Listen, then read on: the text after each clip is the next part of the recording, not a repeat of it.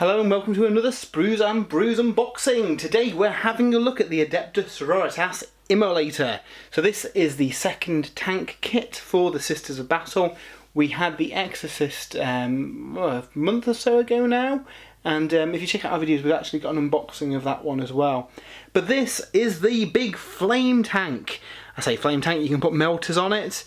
But yeah, it's really nice. Big stained glass window on the front and more of the awesome stylings that we've seen on the rest of the Sisters of Battle range. Yeah, this is a really pretty tank. Looking forward to putting this together. And I'm intrigued when we go through this to see if you can actually build it so those weapon options are swappable. So let's have a nosy at the sprues and see what we get. So we have the instructions, we'll have a look at those in a little bit. And we've got some frames. So what we'll do first is have a look at the sprues that we've already seen previously. So the main body of the tank uses the same new rhino sprue that we've seen in the Exorcist.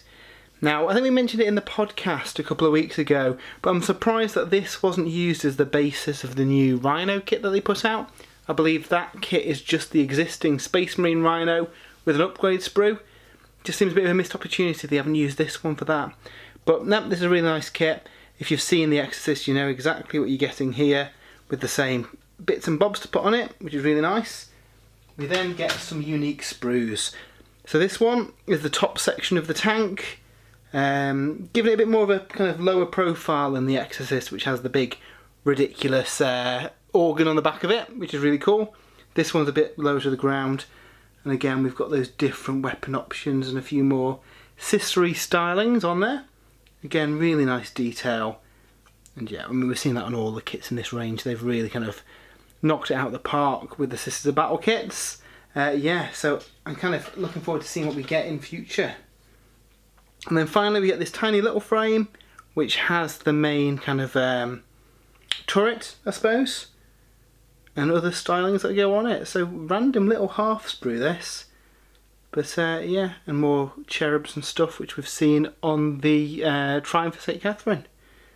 The coolest part of the box though for me is the stained glass window. So, that's not focusing very well, being transparent.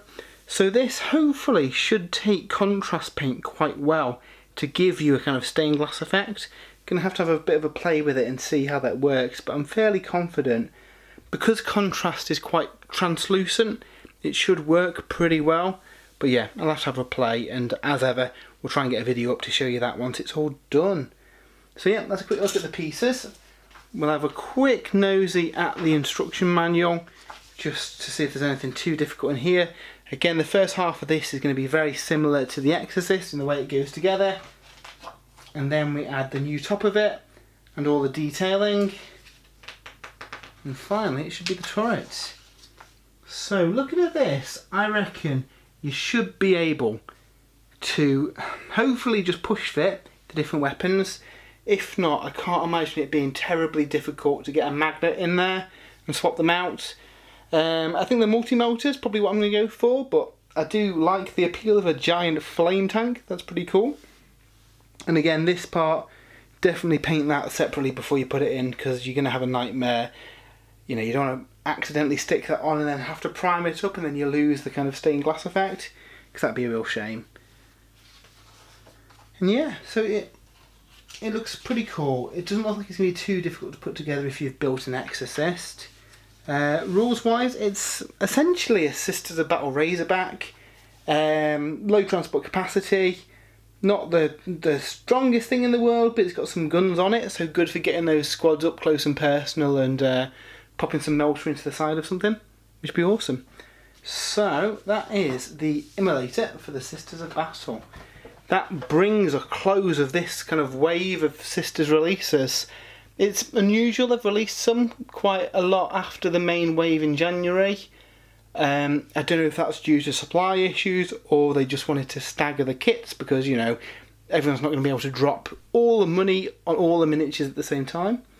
But this does mean that we've kind of, for the rest of the year, is an unknown. We've got all kind of awesome new kits coming. Hopefully 9th edition's on the horizon. And with that we might see some new armies as well, because as the Sisters have shown, having a kind of clean slate to work from has worked wonders. But yeah, we will speak to you next time, and check back for more videos in future.